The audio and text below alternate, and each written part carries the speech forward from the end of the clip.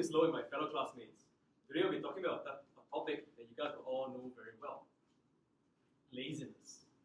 Yep, I'm sure everybody has had their lazy moments, and I'm sure everyone knows full well what I mean when I say that laziness is hard to overcome. Well, at least for me it is. Can you imagine how long it took for me to finish this speech? Anyway, in this speech I'll illustrate how being lazy affects your life, as well as tips on how to combat laziness. So how does laziness affect you negatively? This isn't a hard question, I'm sure. When you're lazy, you don't feel like moving, thinking, or doing anything really. However, homework, plans to go out, even talking seems like so much work. I'm sure you guys have felt this before. When you're lazy, no matter how many alarms you've set, it's impossible to get out of bed. Which brings me to my main point, that laziness leads to procrastination. Deadlines seem so trivial when you have one more day to get them done. Why do it today? We can do it tomorrow. Why do it now? We can do it later, or in some instances, not at all. The thing about procrastination is, once you put something off once, you're more likely to put it off again. But you see, all of this snowballs.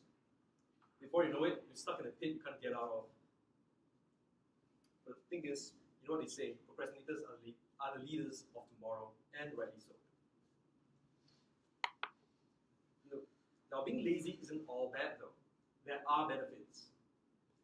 Think about it. The man who invented the car really felt that walking was too much work.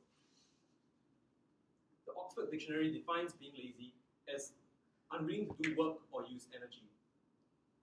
However, there is a correlation between being lazy and being efficient. Bill Gates once said, "I choose a lazy man to do a hard job because a lazy man would find an easy way to do it." After all, a lazy person will want to do as little work as possible to achieve as much as possible. After all, that's what being lazy is all about. Why would a lazy person, aka me, want to do the same job twice when I get it done once the first time around? Which brings me to my next point. Laziness, in some instances, encourages creativity. Now, I'm sure you guys are all thinking, how is it possible that laziness encourages creativity? Well, let me give you an example. Let's say you're watching TV right now, you're sitting on the couch, and the TV remote is just too far away. What will a lazy person, aka me, do?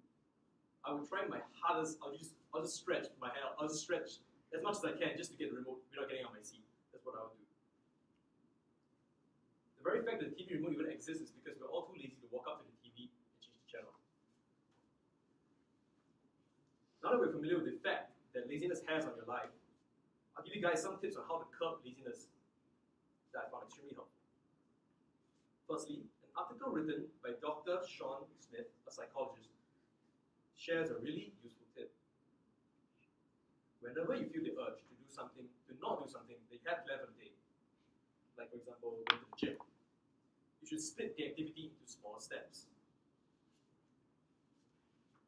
So what you do is you tell yourself, all you have to do right now is to wear your shoes. Simple as that. Taking small steps at a time makes it less daunting. It's like, it starts the ball rolling as well. Once you get enough momentum, before you know it, you're at the gym sweaty and talking to a really cute girl or guy, depending on your sexual orientation. By setting smaller short-term goals, it's easier to achieve what you set out to do. Secondly, what an article written by Dr. Nando Pelusi suggests to do on curbing laziness is to constantly keep tabs on yourself. What you do is you write down what you have planned to do for the day and stick to it.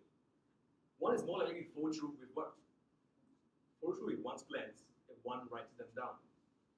By writing down your agenda for the day, you also get a sense of achievement when you get it done. Thirdly, what Dr. Nando suggests as well is to publicly commit to others so you can't back out. It's harder to back out once you really make official plans with somebody, especially if that somebody is someone you're close to, for example, a friend or a teacher. By making a commitment to meet up, one is less likely to back out. After all, you don't want to leave your friend waiting for you, right? All alone, waiting for you to watch the movie and you're not going to go. Assuming you're a good friend, of course. The fact that someone's waiting for you also gives you extra incentive to be on time. To conclude, laziness is in fact part of our lives, and it is possible to overcome it should it impede your way of life. Using methods such as setting small goals, or keeping tabs on yourself, or publicly committing to events with a friend, laziness will no longer stand in your way of getting things done. I hope that this speech has helped change your life, helped me. Thank you. 5 minutes 35 seconds.